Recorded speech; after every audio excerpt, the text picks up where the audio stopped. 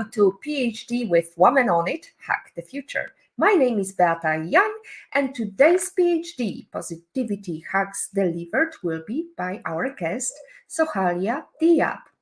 Topic: AI for Good, Leveraging Technology to Solve Real-World Problems. Episode 119 starts here. Let me remind you, this is a grassroots community that focuses on women on IT, an inclusive forum of women in technology, startups, and female leaders who are supported by men as well. And I bring heart to that hustle because empathy is my motto. And empathy is critical when you are leveraging technology to solve real-world problems.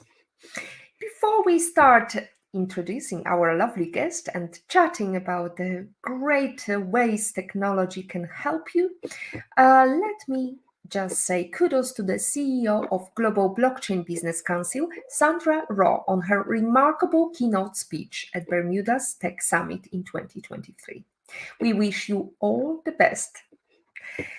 Congratulations also to Paulette Watson, founder and managing director of Academy Achievers, on completing her book, She Disrupts, which provides valuable insights on the status of industries and the inclusion of Black women and girls. Well done, Paulette. We can't wait to read your book and invite you to our PhD. Now, let's go back to our topic, AI for Good, leveraging technology to solve real-world problems. In a rapidly evolving digital landscape, embracing AI goes beyond merely enhancing convenience or efficiency. Artificial intelligence has the power to address global challenges and transform lives. Our guest, Sohaila Diab, a senior computer science student specializing in AI at Cairo University, is a seasoned data scientist currently interning with the digitization team at P&G. In this episode, Sohaila shares her insights on how AI can be harnessed to address pressing real-world issues, from sustainability to healthcare. She will show us how AI can be a driving force for positive change. As always, we encourage you to speak to us, ask a question, reach out to us during or after our live stream. So, Sohaila, where in the world are you joining us from? Hello, Beata. Thank you for having me. I'm very excited to be here with you. I'm currently in Egypt, specifically in Cairo. Excellent. What's the weather like with you? It's kind of, sometimes it's pretty hot. Sometimes at night it's very cold. But at the moment, it's pretty good. Well, beautiful location of Egypt, and beautiful. We know that there's been so many great developments and culture developments, and also we know that Egypt is thriving when it comes to technology. So hopefully we will learn more from you, because we didn't have that many guests from your part of the world. And I just wanted to ask you, remind our viewers how we met first. So we actually met through Women Tech Makers. It's like a community made by Google, where we aim to help not just women, but basically anyone in the field of tech by doing events, talks like this one, and basically just doing anything to help people get into tech. And we actually met through the introductory stream at Women Tech Makers. We met through there. We've had like a small chat, and after that, I learned about the PhD and Positivity Hack Delivered, and I've been watching it since then. And it's very exciting to be here with you and being at talking here at PhD.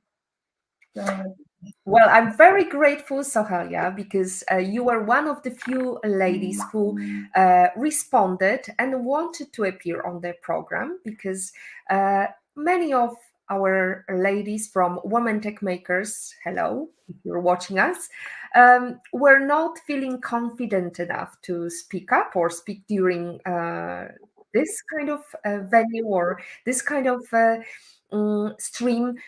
So I'm really grateful and kudos to you, Sohaila, for being on the show. We have greetings from Jane. Hello, Beata and Sohaila. Looking forward for today's topic. Well, we are looking forward to hear your questions, Jane. And Natalie says, good evening, Beata and Sohaila. Thank you, Natalie. Lovely to see you too. So, we want to talk about AI for good. I know that you have some projects on mind when you're talking about solving the global issues. However, I wanted to ask you what kind of work you're doing during your internship by bringing digitalization in the corporate world. So, being at P&G, I've come into contact with how FMCG companies work and the manufacturing part, since I work mostly like in the manufacturing plant. So, I've been introduced to that business and generally how AI is used. It's quite new. AI is quite new, and especially to huge corporates in the manufacturing world. So what I work on is basically introducing not just AI, just the like digitization, making data more understandable, not just having just data without information, being working on things like dashboards to help the upper management make more data-driven decisions, since data right now is very important. We have lots and lots of data, not just in the manufacturing world, just everywhere. We have so much data, and we need to learn how to leverage that data to be able to make decisions and drive decisions. So this is basically what most companies are heading towards, to use that data to make decisions, to get a clear view of how their company is going, of how their KPIs are doing, and also just for forecasting. For example, they want to predict how they're going to do maybe in the next year, maybe next month. So this is what I'm doing. If I had to sum it up, it's basically easing the access of data to not just the managers as well, to people working on the lines, creating dashboards and so on. Fantastic. Well, I guess it leaves our audience to know how you secured that internship. So I actually secured it by applying to the P&G career site. And I've went through a couple of rounds of interviews, 3 rounds of interviews, and securing this internship, actually, P&G also focuses a lot on not just your technical skills, on how you are as a person and how you're able to learn. So this is something that that I've tried to focus on a lot during my interviews, and yeah, securing it. I've actually had a couple of internships as well and offers, and basically to get an internship you need to keep applying. You need to be resilient. Obviously I've got a lot of rejection letters before that, and that's all right. You just need to keep going. It's just how it is. And you need to think of how you can improve your like, maybe if you're getting rejection letters, you need to think, okay, how can I improve my resume? What am I missing? And yeah, it's not something that happens suddenly. It's a lot of rejections, a lot of nights practicing the interviews, a lot of nights practicing my not just coding skills also, but my soft skills and working on them, and so on. Yeah. So, in other words, you had to gather a lot of data about how to get the job, how to secure the job, how to do well during the interviews, and then apply your human intelligence to get to where you are. Jokes aside, I wanted to ask you, how do you see AI can solve problems? Why do you see the huge potential with AI?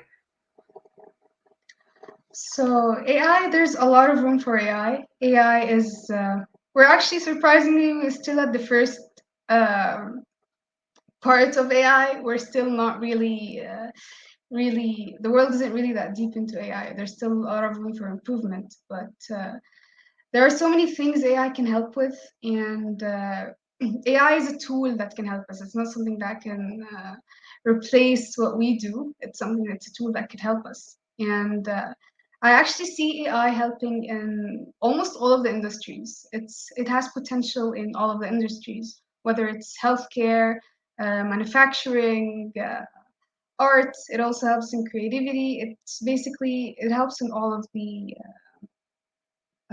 industries. And what we need to know is how to leverage it and how to use it as a tool.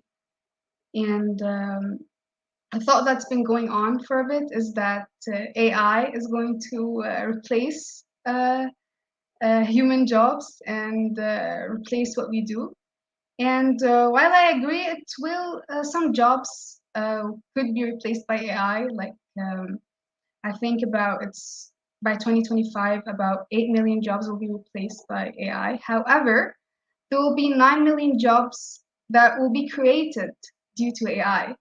So the most important thing is to leverage AI because it has the potential to help us in so many things and in almost all of the industries. And we need to be open to embrace it and use it to help us. Mm. Well, I believe there are some tools that anybody can use. You don't need technical background. Can you give us some examples? What are the tools that, let's say, a student could use for their learning, for their studying? So we've all heard obviously about ChatGPT. It's something I also personally use to help me either with getting understanding concepts more clearer, helping me with understanding some code. So ChatGPT has a lot of uses, not just for students, almost anyone. You could ask it to simplify some concepts that you don't understand. You could ask it to some basic things. You can even ask it to create like a vacation plan for you. This is something that I've seen some people do. You can tell it, for example, I'm going on a 1 week vacation to Turkey. Uh, Write me a plan for that vacation, and it actually gives you a very specific plan. And this is something that we could use it for. And as for students, they could use it also to learn some improve their languages. They could use it as like kind of like a chatbot, something to chat with and have a conversation with to improve their English and their typing, and also for coding, debugging code. You have an error in the code that you don't quite understand or you're trying to understand. You could ask ChatGPT to help you. And it's also not just ChatGPT. There are some other applications that can help you. Something like Duolingo. It could help you with the languages. It could listen sometimes to your pronunciation. This is a language learning app that also uses AI. And there are many other apps as well that you could use. There are also apps that you could use to track your health.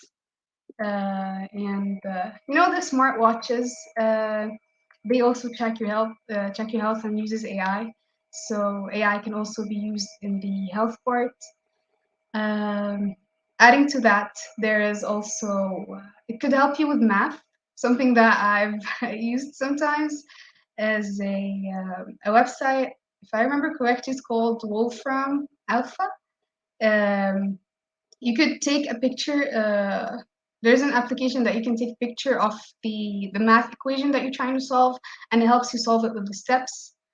And this was actually very helpful to understand, because sometimes you don't really find the answers that you need online. Sometimes it takes a lot of time to search. So it can be used to save a lot of time. It could also be used to save a lot of explanations. Um, Another thing, one more thing actually, is it could help you actually with interviews. There is something called Interview Warmup, which is made by Google. It could help you practice your interviews. It's actually a website that it has some questions. For example, introduce yourself.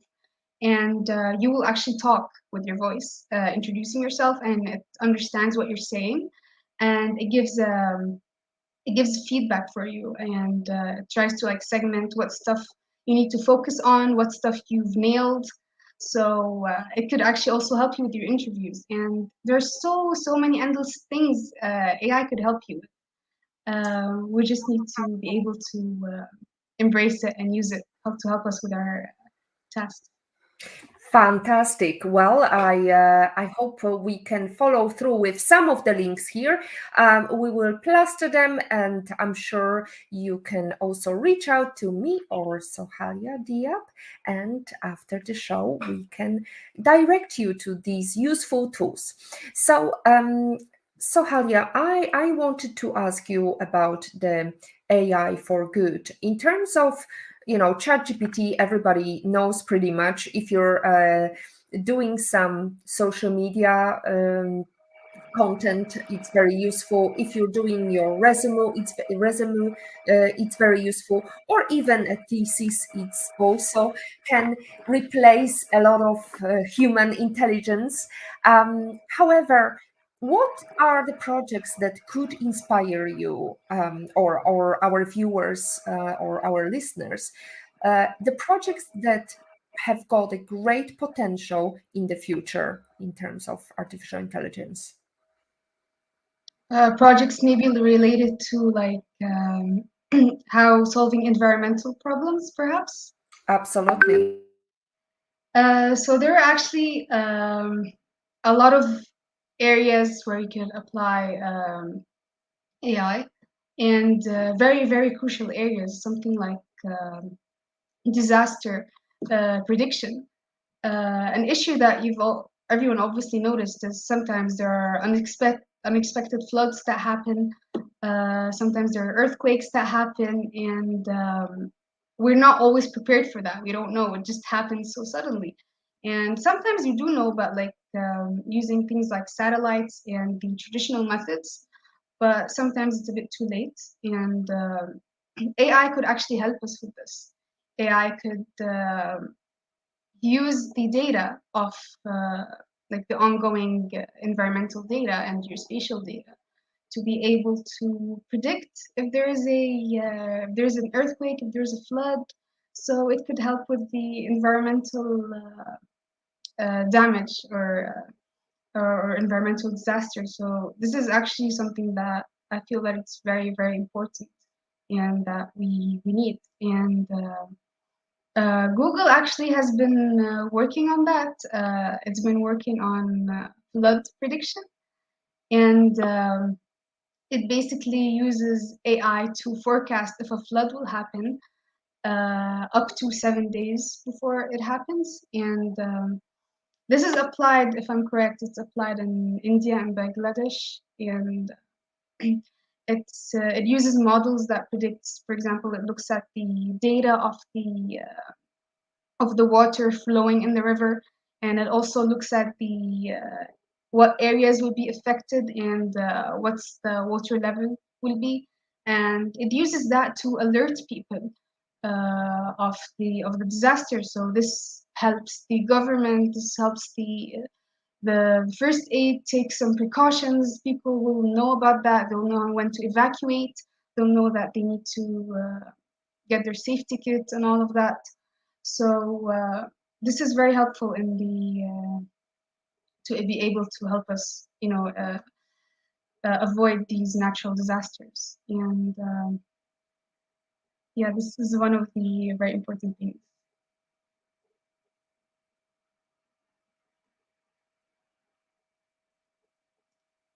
Aviata, I think your voice is not clear. Thank you.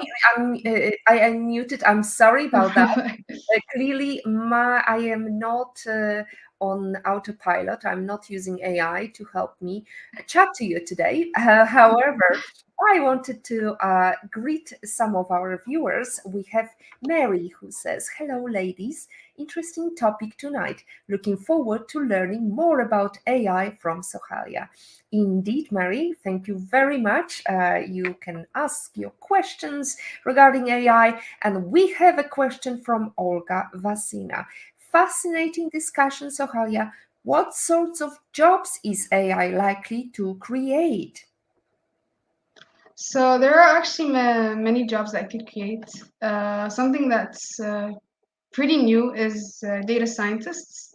Um, how to data scientists basically learn how to use the data to help the business, and this is a rising job with AI. Machine learning engineers and AI engineers, they work on building AI systems, and something that I feel like it will be very important soon is people working on the ethical side of AI, ethical AI specialists, because as you know, there are many ethical concerns with AI. So we need people to address these concerns. So I believe that there could be jobs related to that, and there are many jobs that's going to open, creating a lot of jobs. Something like people creating automate. It's going to open also automation jobs. How to use AI to automate the tasks. There need to be people that to do that. There needs to be people that automate tasks, and yeah. So these are the jobs that it could create. Some of the jobs that it create. And it's actually going to help with other jobs as well. It's not just going to create jobs, it's going to help with jobs. Like it's going to help, for example, doctors. It's going to help them create a diagnosis. AI could help with that. It's going to help with digital marketing. It's going to help people be more productive, so they're going to produce better output. And yeah, there are many things that's going to help with. Absolutely. And I already am using some of the functions of AI, especially automation is very useful. And well, with Google Gmail, we know that it's also very useful. It can fill in some forms for you much faster. Now, Sohalia, we know that you're working on the projects at your company. Is it difficult to change the mindset of those people who were always using, let's face it, I don't know, some very old fashioned style technology, and they are not going to give in? How do you convince them? What is the process of moving from the old school to the new school? So actually, I feel like this is something with many companies, especially the companies that were built like founded a long time ago, is that they already have a system and the system that they're working with, and no, the system is working. So they think, why do I need to change it? And the way to convince them is basically you need to talk in their language. If you keep mentioning AI, they won't know what the benefit is. You need to tell them how is it going to help the company, what savings is it going to create, what's the loss that it's going to create, what's the loss is going to help with, and this is how basically I think you need to do. You need to maybe work on creating a presentation that explains how AI could be leveraged to help them, and what are the savings that they're going to make if they use this thing. And actually, people are pretty scared of AI because AI is pretty unpredictable at the moment sometimes, and especially also security concerns. So this is something that it should be taken step by step. Um, like for example, it's not allowed in many companies, if not most of them, that for ChatGPT to be used as in using the company data in ChatGPT. So this is a security concern, and this is something that people are still working on. Sometimes some companies actually create like internal internal GPT applications for the certain company. So so these are basically the things that people are afraid of, the security reasons, and how is it going to benefit the company. So what you need to focus on is trying to show the your managers or people, your colleagues, how AI will help, how are they going to help them in what they are doing. Mhm. Well, we've heard about the bias, which is quite a big threat, especially for minorities, because, for example, given the fact that there is many developments but not enough data, quite often data is being tested on white males. Whereas in order to have the broader data, you need to have more people involved and more founders of AI applications involved. So also the other thing is, I think we've seen and we've heard of many governments afraid of AI. Why do you think there is a threat in terms of governmental or issues for some countries? So what you said, it's very true. There's a lot of bias in AI. Um, there are some data that's available for some certain group of people that's not available for the others, and this is something that I've also some trouble that I've been facing with some projects that I've been working on, like for example finding data sets in English but not in Arabic. So this is something that we actually need to work on to find more data, and it poses a huge problem, especially a lot of ethical questions arises, and like you said, this is why a lot of governments are afraid of that, because um, it can make a lot of biased decisions if it's trained on, like you said, some white males, and it's not trained on females. How are we gonna make decisions based on that? It's not reliable. A biased model is basically a very bad model. It's not reliable. It's I feel that it's better to use a model with or an AI model basically with a lower accuracy than a model that has a very high accuracy but towards a certain group of people. And this has a lot of room for improvement. Um, there are a lot of talks about how we can improve these data sets, and a lot of people are trying to collect more data sets. And there is actually a paper that I've been reading recently. It was a paper by Google. It's called Translateron, if I'm pronouncing it correctly. 3. And one of the interesting things that I found in it, it's that it addresses the lack of data for it's basically it works on languages. So there are some languages that don't really have a lot of data for them. So this is an issue. So what this paper proposes is how can I train my model using a certain data and then trying to tweak it basically to help with the other data. So this is something that a lot of companies are working on, and it's something that I'm also looking forward to understand more about. It's a paper that I've read recently, and uh, it's something that companies like Google are also struggling with, especially in languages. As you can see, sometimes translations are better in one language, but very terrible in others. So this paper addresses that, and it's a continuous area of development.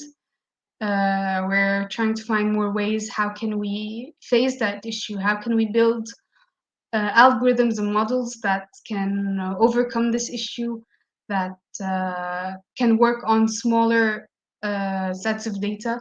Like something that can be done is training a model on basically like maybe a group of people, which have a huge amount of data, and then taking that model and tweaking it a bit with a smaller set of data of the other group. So this could be one of the things to do, and there's a lot of research going around that area. It's really fascinating. You mentioned the AI with project with AI bias, and I can think of one great project which had a huge accuracy. It had about 93% of accuracy when it comes to face recognition. But if you went deep down into the specifics, it turned out that accuracy for white males was very high, whereas for the darker the skin color was, the more female features, it was less and less accurate, up to like 20-30%, down to 20-30% accuracy. Now, Sohaila, we have another question from Jane. She's actually mentioning it's very interesting. Yes, totally agree that it is a concern and threats is a concern. Interesting. How can we ensure that AI is developed ethically? So the most important thing to ensure that is training it on data from different groups. It's not just about people, it's also it has many concerns. For example, if we're doing a flooding forecasting, we're forecasting the flood. We need to get, for example, for working on floods in India, the data could be different than floods in the US. There could be different than floods in other countries, maybe floods in Saudi Arabia. So this is something that we need to work on to ensure AI is developed ethically. We need to make sure that the problem that we're trying to solve is the groups of people that we're trying to help. We need to have the data for them. But for example, if you're doing a model for people in the US only, this is your target users or target data. You don't need to get data from people from all around the world.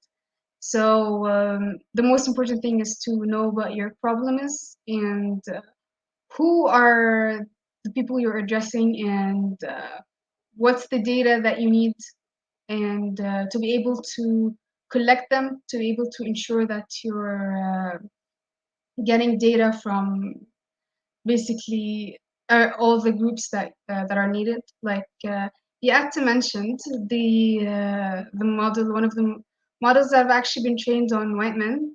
Obviously, we've heard of smartwatches. In the beginning, some smartwatches were actually trained only on white men. So, and then they were actually released. Um, and then when people with darker skin tones began using it didn't give accurate results, and it was a huge issue. And this was one of the ethical problems. You didn't take into account the other people that will be using it. You didn't take into account that there's another group of people that you'll be using it, even though you're selling it to them. So they went back. They collected more data of people from different skin colors, both males and females, and they improved the model. They trained the model on this data, and they released it again. These smartwatches, and it was basically better. So you need to work on finding who will you be serving, and make sure that you get their data. Well, it's very interesting because basically AI mimics human behavior, and as we know, not all humans behave ethically. So it is important to have must be that AI is fair, consistent, interpretable, transparent, and resilient, and there is some governance. So is it up to one person, or is it up to a couple of people who look after AI projects? What would be the ideal solution for any AI project? I feel like or I believe there's a lot of people that should be involved in an AI project. For for example, if we're talking about smart vehicles or autonomous vehicles, self-driving cars, we have the AI, the developer, and we have the company itself, and obviously um we also need people from the government to help with that, because there are some ethics also with self-driving cars, and this is still a problem that people are thinking about. Is that, for example, if you're driving and or actually the car is driving, since it's a self-driving car, and there it's sure that there will be an accident, because maybe someone the car is doing what it already learned, and doing what it has been trained to do. But something unexpected happened, and it has an option either to keep going how it was going and crash and injure the person that's inside, or swerve and the person inside will be safe, but some other person in another car will be injured. So this poses a question: how are we going to do? Who's going to be responsible? So this is something that a lot of people should be involved in, to be able to talk about the rules. There should be rules imposed.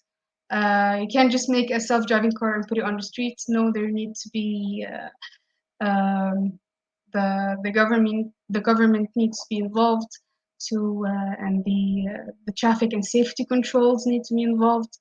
The AI developer needs to be involved, and this is why I believe that there could be a role called AI people, someone that works in the AI ethics part, to be able to make sure that all of these people are on the same page, and we're all following what should we, and the AI model or AI solution is doing what it's supposed to be do ethically. So it's not just the AI developer that's doing the thing, no, because there are also obstacles around them. So there are a lot of people involved in that. Well, we need to also tackle the problem of AI bots who spread fake news. And we've seen a couple of people who jump on these news and they repeat that. And it's very difficult because it's got this snowball effect of misinformation. How do we tackle that? Can AI help in navigating and finding these fake news? Yeah, it could actually help. You could have noticed sometimes on things like Instagram and Facebook, sometimes there are bots that post some random stuff, try to post controversial stuff, and this is definitely not good. And actually, you can build an AI model that faces that could detect this. For example, Instagram sometimes maybe auto deletes some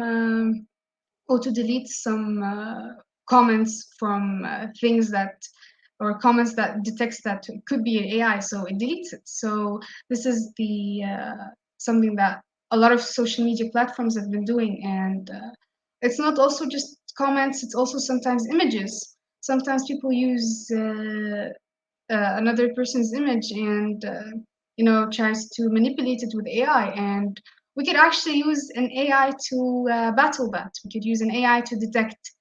This is something called deep fakes. That so there's an image that looks very very real, however it's made by AI. But however, some AI could detect that deep fake and be able to tell you, hey, this is a deep fake. This is not an actual person. This is not made. This is not a real picture. And we could use AI to detect such things, and we could use AI to battle AI. So this is something that could be done, because sometimes when there's a picture, you can sometimes not tell if this is a real picture, is this an AI made picture, especially now since AI is evolving, all with this generative AI and all these new things, and the images just look so real and they look very convincing. So this poses a huge threat. So a lot of companies have been working on creating AI to battle AI.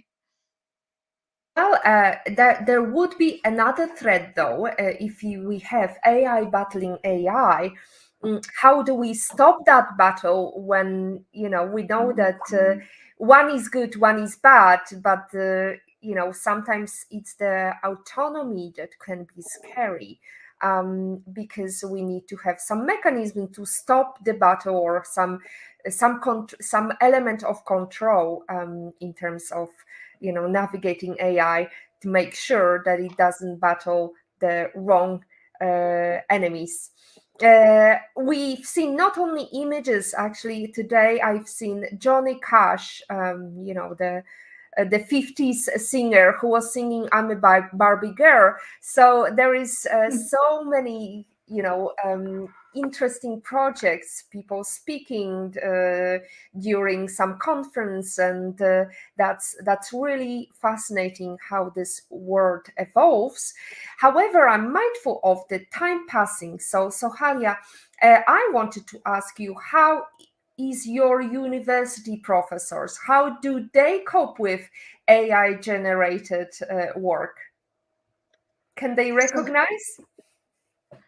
I guess some could.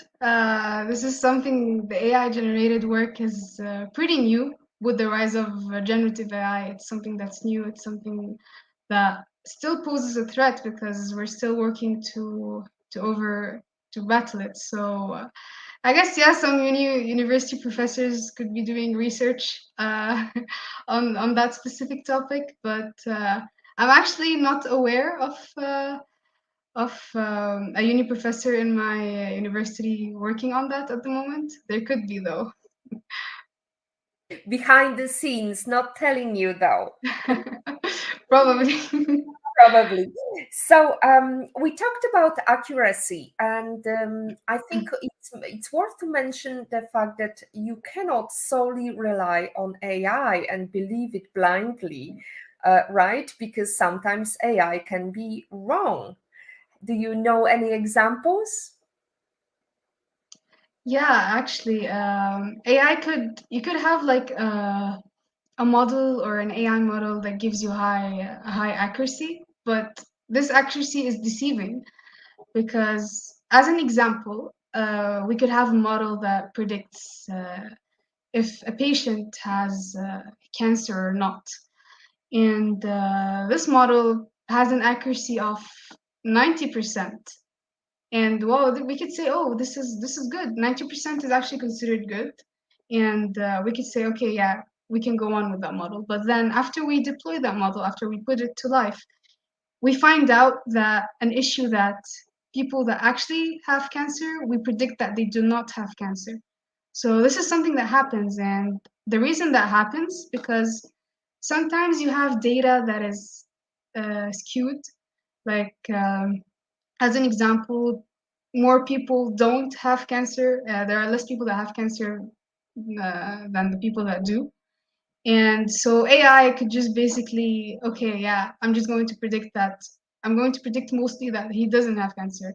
So this is very dangerous, actually. This is really dangerous because what if actually someone has a disease and you predict that they don't have the disease? Yeah, it has a high accuracy, but it poses a threat. So not only we shouldn't only look at accuracy because, like I said, uh, the data that we have could be for a specific disease, but that disease is rare and most people don't have that disease. So the model just goes, yeah, I'm gonna predict that person does not have it. And what we need to look on, what we need to look at as well is for the people that do have the disease. does the model accurately predict that they do, or does the model just assumes that they do not? And and yeah, this is something that we should be working on because, like I said, accuracy is very, very deceiving, and you need to understand more about what is it predicting and why is it predicting that. And you need to look at the different classes that it's predicting. Like I said, someone has a disease and someone does not have a disease. If someone has a disease, uh, is it predicting that he does actually have a disease, or is it predicting that he does not? And if someone does not have a disease, is it predicting that he has a disease, or is it predicting that he does not have a disease? So It's this is some. almost like looking at Google when you have some symptoms and you're trying to decipher and find out what's wrong with you, and then all of a sudden it suggests that you're dying, and you still need to have a doctor visit and don't rely only solely on technology. Yeah, definitely. Exactly. So we talked about ethical AI. We talked about the risk associated with artificial intelligence.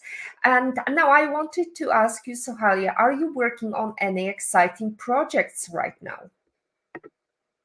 Yeah, so I'm actually working on a couple of AI related projects. One of the projects that I've been working on is basically translating um the videos live, translating what you're saying live, and to different languages with keeping the tone and keeping the lip sync. Because sometimes you could see, for example, if you're watching a movie that's dubbed, and a movie basically maybe it's in Turkish, but you're watching it translated into English. But the lip syncing is very inaccurate, and the voices seem very off. You could definitely tell that this is this is not the actor speaking. So this could help with that, and adding to that, it also could help with communication.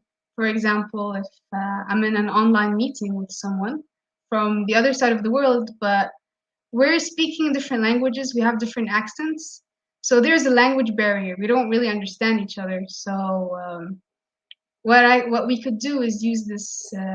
What I'm working on is basically having AI translate translate what I'm saying live. Like for example, if I'm talking to someone and someone that only understands Arabic and I'm talking in English, and for example, if I don't know Arabic, and I'd basically use AI to translate my video for him in Arabic with my voice, my tone, with my actual lip movement. So this could be helpful with the language barriers. That's really exciting to hear how much we can go further with AI. And as Mark Zuckerberg says, in a world that's changing so quickly, the biggest risk you can take is not taking any risks at all. I'm glad that you're taking risks and you're maneuvering your skills at work as well as during studies. Now, I wanted to ask you. What is your number one book that you wish you read before you started your career?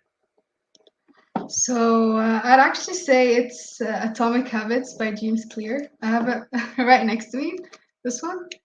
I believe that it's very important to have habits. Like when I was younger, I used to be very spontaneous. I used to be very random. Um, with I used to obviously have some habits, maybe going for swimming practice or squash practice, sometimes studying at night, and all of that. But it wasn't very consistent. And now that I have more responsibilities. I have more work to do. I realized habits are very, very, very important, and it also not just important to get on with your day. It's important to get things done.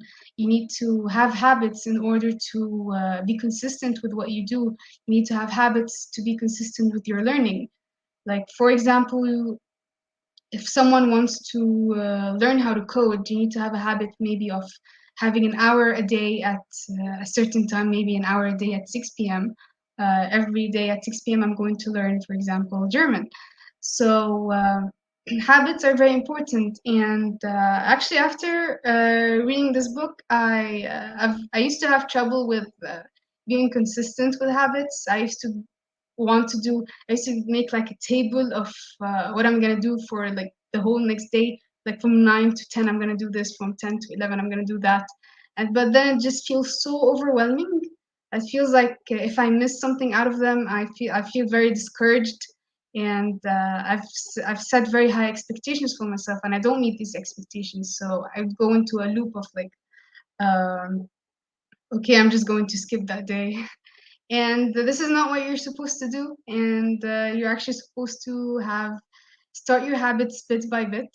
And this is something that the book has taught me. This is something that the book has helped me with and helped me realize that habits are hugely habits, and being consistent with them are very, very, very important in your career, in your life, and also with your family. You need to have a habit with spending time with your family. You need to have habits with having quality time with people that you love. And habits are basically very important to organize your day and reach your goals. Habits, the book has been mentioned before, I have to tell you. Atomic Habits has been recommended by some of our guests before. Madonna Vamboa, as I recall, also talked about the breaking the bad ones and having an easy and proven way to build good habits, and make sure that you stick to them. Now, as Eleanor Roosevelt once said, women are like tea bags. We don't know our true strength until we are in hot water. So, in life, how are you in hot water? How are you brewing? Oh, this is a very interesting quote. I really like that one. It's my first time hearing it, actually. I'm actually one of the people that learns more if I'm thrown into the hot water. I become more energized. I enjoy that stress. I enjoy the being in hot water and uh, being thrown there to learn, because it's easier to learn when you're thrown into something, when you're facing difficulties. You you don't have any other excuse. You need to learn it. Like so actually it's it's something that I really like. And and yeah, I find that as a very big opportunity to learn. Like if I'm thrown into a task that I don't know anything about, I'm facing so much difficulty with. It's my first time doing it, but it's also at the same time it's exciting because it's an opportunity to learn. And I spend time researching about it to be able to navigate what am I going to do, because um, I don't have any idea about it. And and then I'll try to break it up into like smaller tasks and keep Correlates going with very that. well with your other quotation, because when we ask you to prepare for us some life lesson quote, you mentioned a ship in a harbor is safe, but that's not what ships are made for. Can you tell us about that quote and the other quote that is really relatable to you? So yeah, both of these quotes, also the second one, that what has reached you was never meant to miss you, and what has missed you was never meant to reach you, and by Prophet Muhammad. And also the ship in harbor is safe, and but this is not what the ships are made for. I feel like both of these quotes complete each other, because um, for the ship in harbor quote, I feel like if you stay in your comfort zone, you're gonna be happy, you're gonna be comfortable, obviously, but you're not going to be doing anything new if you keep doing the same thing. If you're going to keep doing the same habits that you do, you're not learning, and you're never going to learn in your comfort zone. This is a never. This is a case. You're never going to learn in your comfort zone. You need to go out of your comfort zone, and you, basically the way to learn is to be uncomfortable. And but also you need to keep in mind that yeah, you do get out of your comfort zone, but sometimes, for example, you get out of your comfort zone to apply for a job, but you don't get that job. And this is where the second quote comes in. And what has reached you was never meant to miss you, and what has missed you was never meant to reach you. Is that there, as long as you did what you could, as long as you tried to learn, you went out of your comfort zone, as long as you did so, definitely there is going to be a payback for that. Definitely, um, like if you don't get accepted into a job that you've wanted, you're going to get another job. You've because you've worked, you're going to get another one. Like I obviously have applied to a lot of internships that I have not been that I have been rejected from. But at the end of the day, I kept understanding that, yeah, okay, this maybe was not meant to be for me. And when something else comes, like for example, when you finally land the job that you've wanted, you need to also break out of the okay, maybe I'm not good enough for this. Maybe like, you know, the imposter syndrome that you get, because this was meant for you. Like you got the job, so that means that you're fit for it. So this is something that I remind myself sometimes. I've been having I could have these imposter syndrome thoughts, but at the end of the day, you've got it, and that means you're capable. So That these are really two quotes that I leads keep me thinking about. to another quotation by Richard Branson, who says, "Opportunities are like a bus. There always will be another one." Definitely, yeah.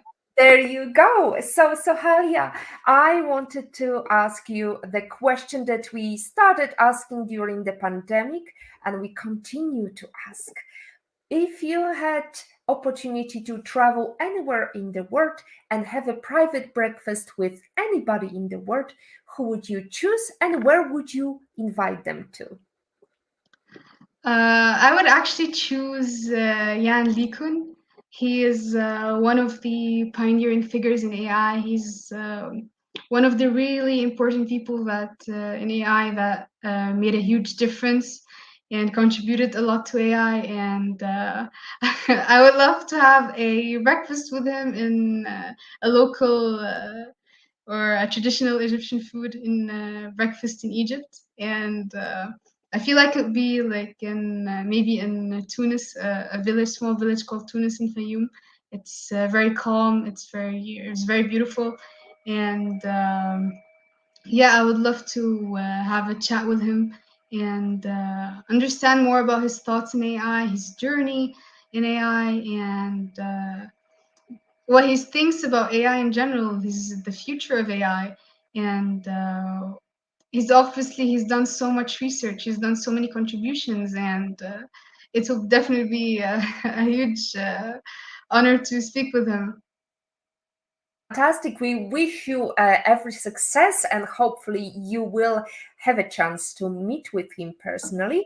I also am hopeful that one of these days we will be able to meet somewhere in physical location, allowing for Google Women Tech Makers to set it up sometime in the future. Definitely. So Halia was a guest today, and that's it. And there is another quote I wanted to mention.